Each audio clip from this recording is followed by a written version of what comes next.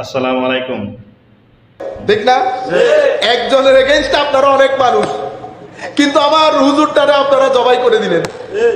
আপনি বলবেন হুজুর কে জবাই করছে? আল্লাহ পাক জানে কে জবাই করছে, কিন্তু জবাই কারা করে সেটা তো আমাদের ইসলামিক হিস্ট্রির মধ্যে আমরা বুঝতে পেরেছি। ইমামে হুসাইনকে জবাই কারা করেছে? গায়রে মুসলিম করে নাই, নন মুসলিম করে নাই। আপনারা বুঝতে পেরেছেন?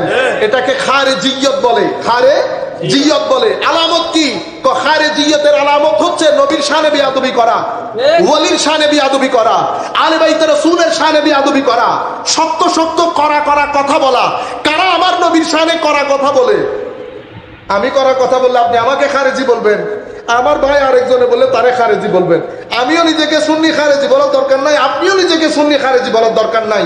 আপনার বক্তব্য প্রমাণ করবে আপনি কে।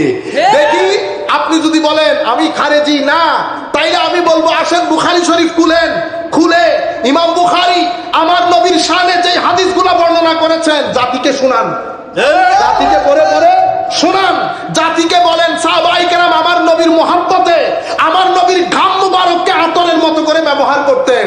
আমাদের খুব ইচ্ছে করে একবার যদি এই হাদিসগুলো একটু টেনে টেনে শোনাইতেন।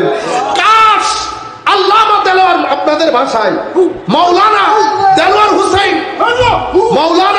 হুসাইন সাইদি সাহেবের মুখে যদি আমরা এই হাদিসগুলো শুনতাম, দিল ইচ্ছে করে উনি টেনে টেনে আমাদেরকে যদি কাশ এই হাদিসগুলো শোনাইতেন যে আমার নবীর শরীর মুবারকের ঘাম মুবারক সাহাবায়ে কেরাম আতর হিসেবে ব্যবহার করতেন। আমি বলতেছি সুন্দর লাগতেছে না, কিন্তু আল্লাহর ইজ্জতের কসম মাওলানা দেলোয়ার হুসাইন সাইদি সাহেব মরহুম, উনি যদি টেনে টেনে আমার নবীর শানে হাদিসগুলা বলে শুনতেন, আজকে আমরা ক্যাসেট শুনে শুনে আপনার জন্য দোয়া করতাম। কাশ যদি আপনি বলতেন যে আমার নবীর লোক মুবারক আমার নবীর সাহাবীরা সংগ্রহ করতেন, আমার নবীর থুতু মুবারক নিয়ে মুখে মুখে লাগিয়েছেন, এই কথাগুলা যদি টেনে টেনে জাতির সামনে বলতেন। আফসোসের বিষয় হচ্ছে এগুলা বলি নাই, জাতিকে শুনিয়েছি। কিয়ামতের ময়দানে আমার নবীও নাকি জানেন না আমার নবীর কি অবস্থা হবে।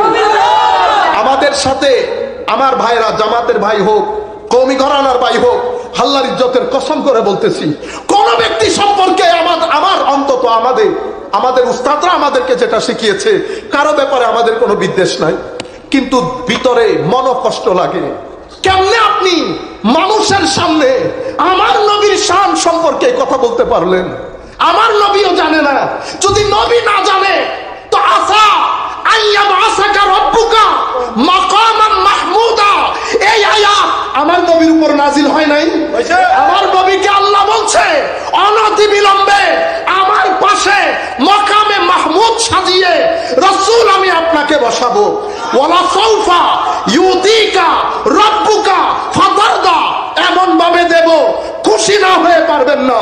শেষ আমার আল্লাহ যখন কোরআন খতম করছে, শেষে বলছেন হাবিব ইন্না আতাইনাকাল কাউসার, যাকে আমার নবী আমার আল্লাহ সাহেবে কাউসার করেছেন, সেই রাসূলের শানে আপনি লাখ মানুষের মাজমার মধ্যে বলতেছেন আমার নবীও বলে জানেন না আমার নবীর কি হবে।